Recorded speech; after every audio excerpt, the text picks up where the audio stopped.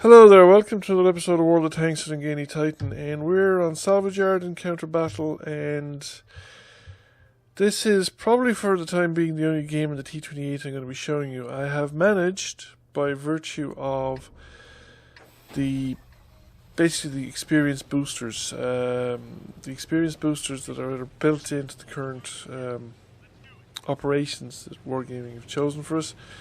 So there's stuff to give you 120 5% XP, and there's there's an operation that there's the buy 2 daily that was there until we got the Winter Games Bravo 2 competition completed, which I've managed to do. And then there's, if you've completed, you get a buy 2 for every game experience. And I also have a large selection of buy 4 and buy 3 boosters, which I have been spending freely on the various tanks that I'm just currently grinding. In part because the tier 9 grinds are pretty extensive, and it takes a lot of experience to grind out a tier 8 tank to elite status. And in the case of the FE 4207, the artillery, I have kind of given up. I just actually spent money and converted XP. Don't like that tank at all.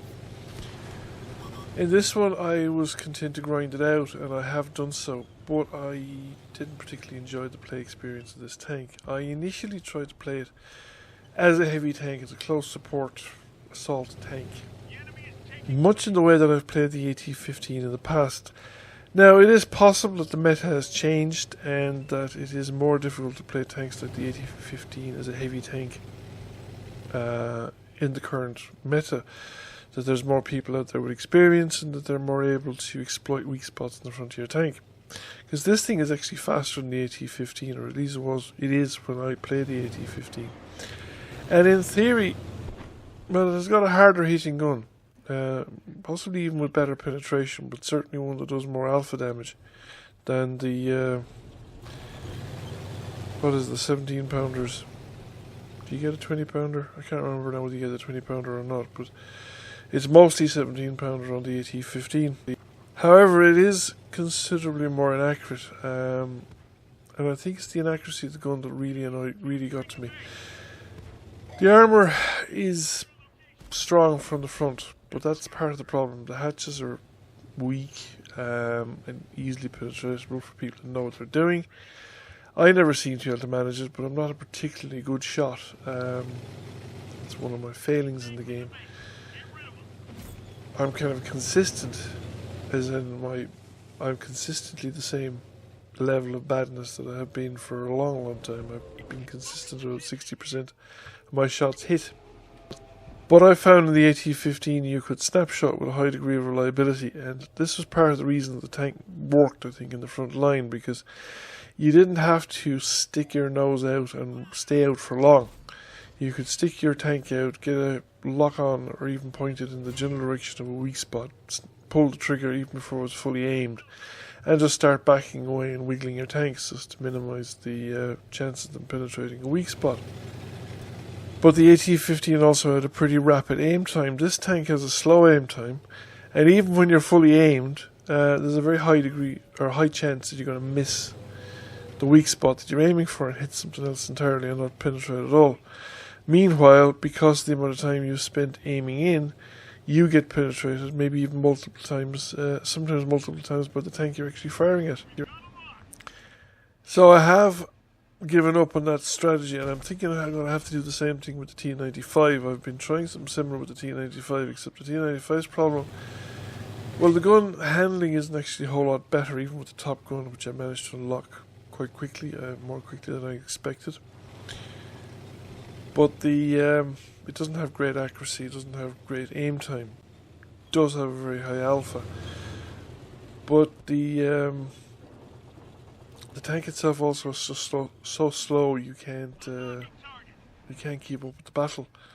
With the T28 you could kind of keep up with the battle, except on the larger battlefields where the heavy tanks went to particular places, and that was quite a distance to travel, in which case doing it on the T28 was probably not worthwhile, because by the time you got there's a good chance the heavy tanks that went ahead of you had already been defeated, or had, worse yet for your point of view, they'd already won.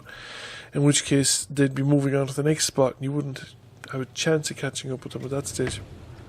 I'm also a bit of a slow learner when it comes to new tanks, so 53 games probably isn't enough for me to really get to know a tank, particularly a tank that I'm not terribly keen on. But that said, I'm not likely to be coming back to visit it anytime soon. There's too many other things that I would prefer to do in World of Tanks than come back to this tank, so I probably won't be playing it anymore. I'm pretty sure there are lots of people out there who can make this tank work in close assault mode. It can certainly work from a distance if you can get the tank firing. Once you get the tank into view range where you can actually spot enemies, or enemies can be spotted for you, and you're in a position to shoot those enemies, then it works actually quite well. It's a very effective tank at shooting. And it's actually some ways, I suppose, most effective, I suppose, at moderate ranges.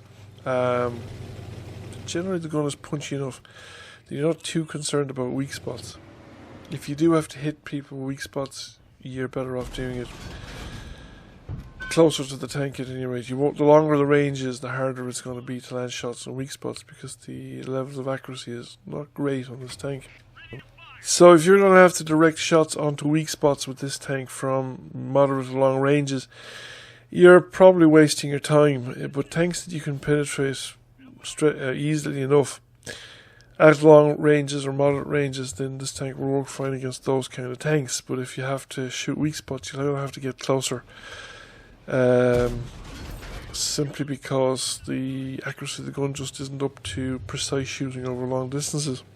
This game is pretty much in the bag. Our team didn't do anything wrong. They actually did everything right. They didn't assault across the field.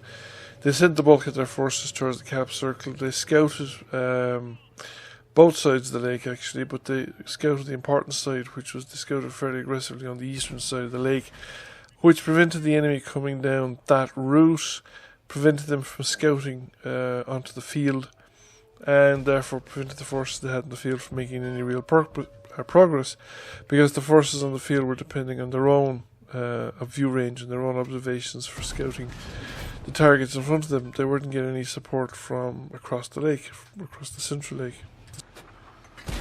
So I've wasn't going to get really much chance of getting shots at that Chrysler case. That's why I switched to high explosives there at the end, on the grounds that if I hit him at all, I would do some damage. There's the Black Prince from earlier on. He was behind the rock in the middle of the field for most of the game, and he is now out here on his own, but he's managed to disappear behind bushes. There's too much foliage, and I probably was the one spotting him at that point. There's still a guy in the cap circle, but I have no chance of getting involved with him, so I might as well hunt down, if that's the right expression, with a tank that moves at 22 kilometers an hour, hunt down the Black Prince. Not that the Black Prince is going to be going any faster. I think if anything, the Black Prince is slower, so I could probably hunt down or run the Black Prince into ground, because the Black Prince is, I think, probably 18 kilometers an hour, 16 kilometers an hour maybe, something like that. So there he is, hiding in his little corner, and he gets shot by the Yazzie. We don't get a chance to fire our gun. I was just waiting for the sights to settle there, and it took too long. So that gives us the victory. We let's see how the extra individual results. Now, we lost money. We were spending fairly heavily as well. I was using premium consumables and food as well, just to boost my chances and get through this thing faster than I could, as fast as I could. We finish up by with a second class mastery. We get 11,000 experience thanks to all the booster ops and various other things I did to boost my experience output, and we came number 2 by experience in the team anyway. So I'm kind of glad to see the back of the T28. I don't think I'll be revisiting it anytime soon. Thank you for watching the video. I hope you found it interesting, and if you did, please give it a like and a share. Feel free to comment. If you've not already done so, please subscribe to the channel. I will catch you again soon. Bye for now.